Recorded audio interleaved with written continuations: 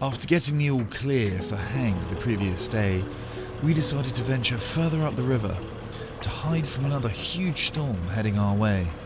The aftermath of Hurricane Sam was about to descend upon us, and so we tucked Cadoha up in the corner of the river that we expected to give us the best protection possible.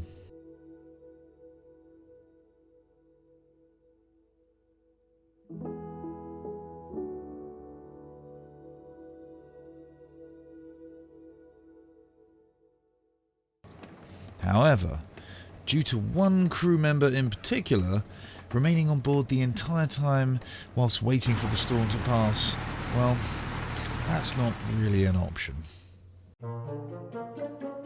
Even Hank doesn't really want to venture outside, do you, mate? But we all know nature's calling. And apparently, this is as good as the weather's going to get, mate. Hank is on his way out under what looks like extreme duress. Hey, I'm the one that's still got to get us to the shore and back. We're in this together. Yeah? We ride together, we die together. Not so much today, huh? Okay. You sure these are mine? Oh, that. I know I might put on a couple of pounds. Okay.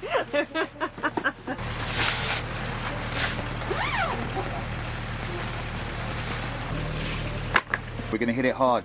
We're going to go in, we're going to get in, we're going to get out, we're going to take no prisoners. You're going to wee, we're going to poo, we're going to have a quick expenditure of energy, get back on the boat, and then we're going to get back to the mothership. How does that sound? He's not the guy. Can I get a hoorah? He hates this mission. Come on. Come on. One time. So the couple of cloudy days, and it's definitely not summer anymore, so we need to run the engine to get the batteries back up to capacity, otherwise they just drop right off. So c'est la vie. Some more. Like a hot shower. Yeah, I got some more water. So some more modifications this winter. Next year we're going to be just pow, like a mobile power plant, food producing power plant. Maybe we can get Hank to go to the toilet on the boat. How about that? See, if you'd have learned this skill, we wouldn't have to do this now. I'm going to bring it into you. I'm going to bring the knuckles to you. Knuckles to you. Come on. There you go. I get Chris to hold the camera so that we can all see them. Chris, you've been summoned. I can't go out there, my hair will be ruined. Yeah. I got you. I got you.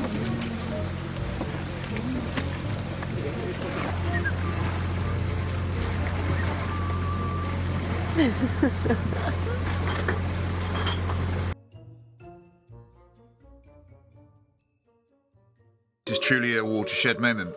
We've got a big storm that's just about to hit us. Chris, a self-proclaimed movie buff. Good movie buff. Good movie buff. Oh, and Kurt Russell fan. Never seen Captain Ron, and so we're going to hide. We've battened down the hatches. We're going to hide out the storm. We've knocked up the little a lounge for all of us to sit back. We've got some popcorn, and it's time for us to enjoy the one, the only Captain Ron.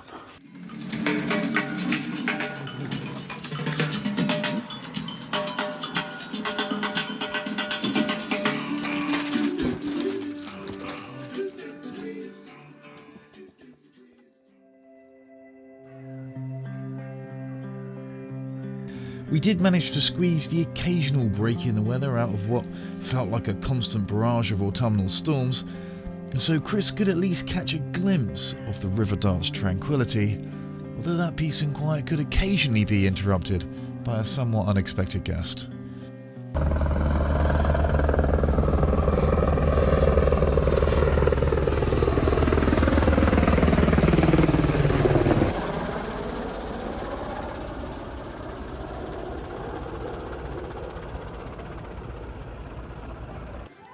Carly and Hank were about to leave the good ship Cadoha for the week, as Carly had just been offered some freelance work and a chance to put some much needed funds back into the sailing kitty, and Hank would be going to stay with his brother, which is a huge treat for him.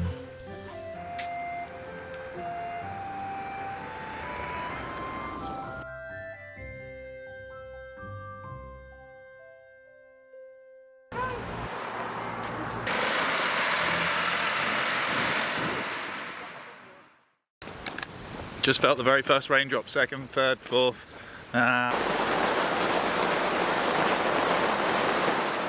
Carly and Hank's decision to leave for a week was made all the much easier by the fact that we were forecast to have 2 more weeks of terrible weather, so we wouldn't really be going anywhere anyway. So after Hank and Carly left, Chris and I, we hunkered down and made the best of it. Swab's got up to cook. He's gunning for that promotion to mate. I'm doing my best, boss. I'm doing it. What have we got on the go here, Chris? We got some veg, we've got some prawns, we've got some chilies. And what is this delightful culinary concoction going to work itself into? Green Thai, prawn chili with coconut rice. It's not just any green Thai curry, it's an M&S. Yeah. That's what I'm talking about. I'm not sure that's the song that's playing. After several days of relentless wind and rain, an unexpected break in the weather arrived. When I looked into it further, it seemed we'd have a couple of days worth of calm weather, which meant we now had an opportunity to move Cadoha further east. Although Carly wasn't due back for another 3 days, and by that point, the weather window would have closed again. So I decided to embrace my new role as acting captain in Carly's absence, and sail Cadoha back myself.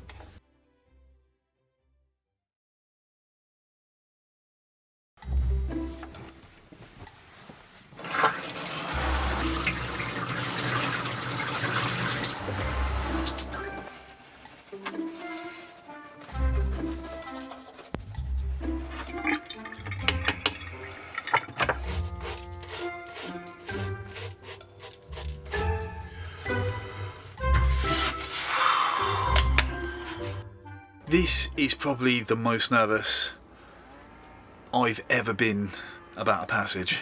I'm going to be taking a boat from Dartmouth around Portland Bill and into Portland during spring tides, and it's also going to involve a night sail. I'm excited for the challenge in one hand, but I'm also nervous, and I guess it's just dawning upon me now just how much Carly does that I maybe take for granted. Nerves and fear and excitement. Nerves, fear and excitement. I haven't actually felt like this for a long time. I used to get this sensation welling up when I used to compete back in the day, you know, just before you're going to go up on the stage. You know, you get bigger and bigger and bigger nerves, but then, you know, when you pull it off, when you succeed, you know, there's this huge sense of achievement, and I'm hoping that's what this will be. Right, let's get the old girl ready.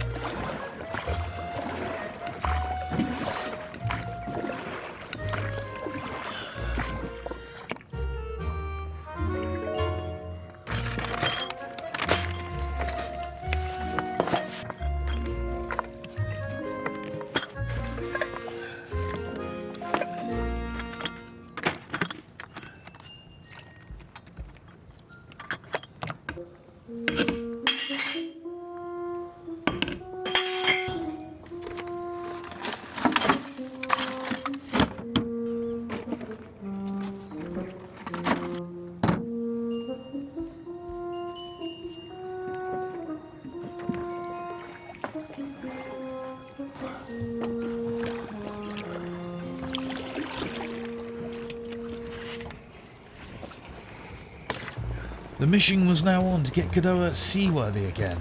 I wanted to be doubly sure not only that I knew exactly where every bit of safety gear was, but also that everything was packed so that in the worst case scenario, life-saving equipment wasn't being obstructed by non-essentials and toys.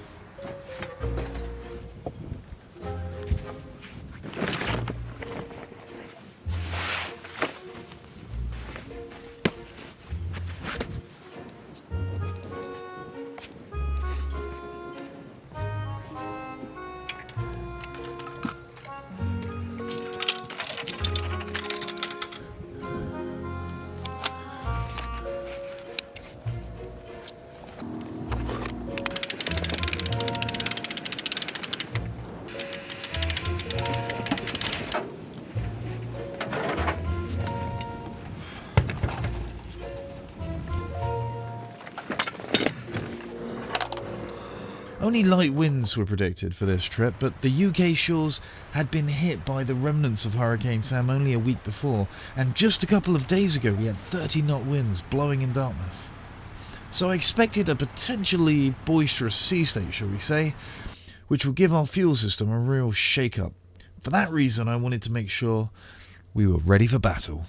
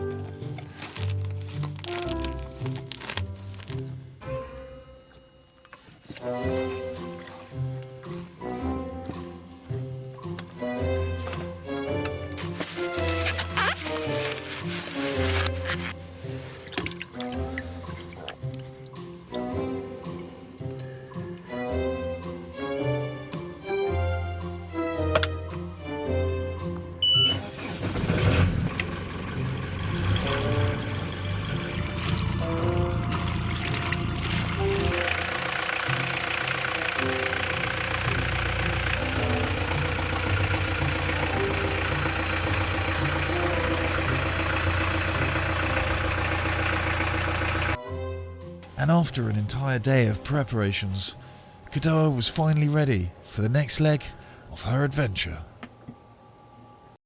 First things first, it's just coming up for 6 o'clock and the tide is starting to change. So we're at high water now. So what I'm going to do is I'm going to take us off of this mooring buoy and I'm just going to let the tide finish taking us off the mooring buoy, and then I'm going to motor down the river. When we get to the mouth of the River Dart, I'm going to turn to face back up the river, which is the direction of the wind at the moment, although there's not much wind. And I'm going to drop the anchor, I'm going to lay it out, and then when the tide turns, we'll have wind for a little bit and the tide holding us in place, so we shouldn't have a problem being able to relax, because then we've got sort of 4 or 5 hours before we leave. And I haven't been able to get a great deal of rest because I've been just thinking about everything over and over and over. But I'm going to try and get sort of 3 or 4 hours sleep, because I imagine this entire passage is going to be me up in the cockpit, you know, keeping my eyes peeled, not getting any rest. So I want to be as clear-minded as I can. First, let's get the engine.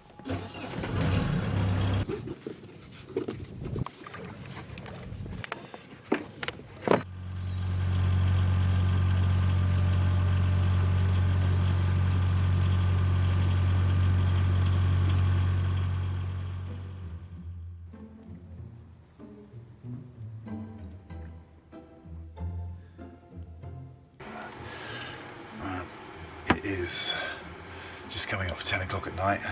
We're looking to set sail in about an hour's time. This is the part where I wish I could tell you that I've managed to get some sleep, but everything's just been racing around in my head, trying to think about all the things that I usually do, and then everything that Carly normally takes care of, and then thinking about it all again and again and again. So I haven't really been able to relax. I wish I was better rested for this, but c'est la vie, I guess. First time nerves and all that. So I've just got to put a kettle on, turned all the lights off, we've just got the red lights on now, although we are going to be using a spotlight which plugs into the 12 volt to really just try and keep an eye out for lobster pots. We've got to be really diligent for the first few hours really, because it's like a minefield out there when you first get into Lyme Bay. So I'd like to get the sail up before we move off of the anchor. That would be really awesome, because that just saves a job. I'm going to be really conservative with the mainsail. I'm probably going to over-reef it. Just, I say it's dark, there's a lot to think about out there, and I can control the head sail really easily. I don't really want to have to going up on deck to put reefs in a sail, so yeah, not in the pitch black, and not when it's basically just me, so... Right. We headed out of Dartmouth in the dead of night, facing a gauntlet of lobster pots, nearly blind. The conditions were cold, dark, wet, with drizzly rain, and the sea state was very much as boisterous as I had expected. I was so focused on the mission at hand that I didn't pick up a camera again until daybreak.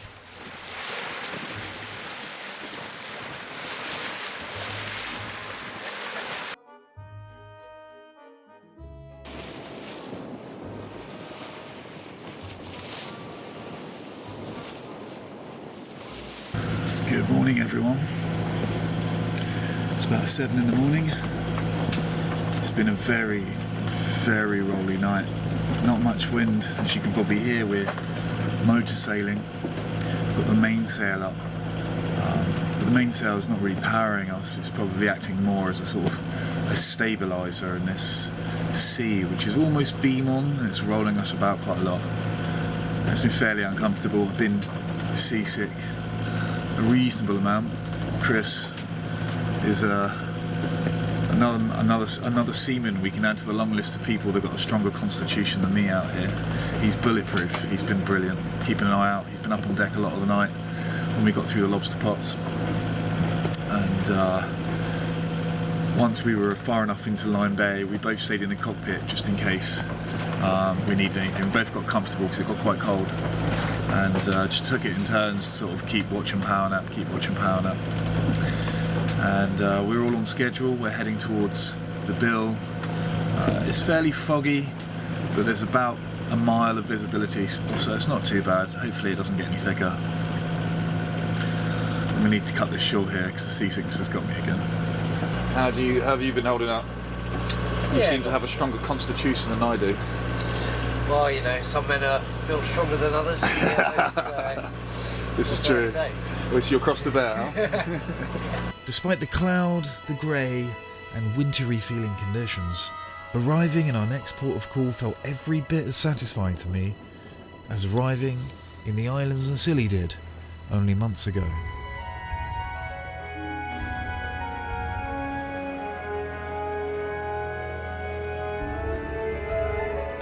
After last year, Portland was the port we came into where we had that amazing interaction with Danny the Dolphin, and Carly was obviously just beside and fell in love with him. We both were. It was an amazing experience, totally unexpected.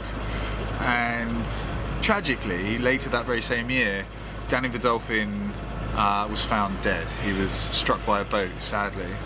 And as we were just entering Portland Harbour now, a part of me thought, it's such a shame, you know, if that gigantic, great big bottlenose dolphin to not be here anymore. It was such a magical part of being here. And no sooner had we just made our way into the harbour than not one, but two ginormous bottlenose dolphins just welcomed us in. Wow, they're massive. That's a big dolphin. Wow.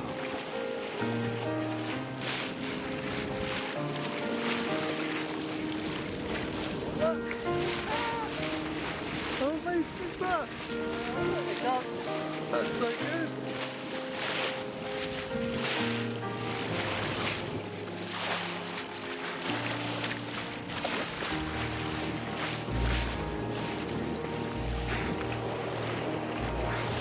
See you later, guys. Thanks for the welcome. That's made me really happy. And since our last video, a massive thank you to Steph Walter, who's joined us on the Patreon team. And let's not also forget the absolute legends that support us directly via the run button on our website. And that's Christine Shea, David Hornby, Robin Fulton and Morgan Law. Thank you all so much. We hope everyone who watches is enjoying coming along for this ride. And we'll see you all next time.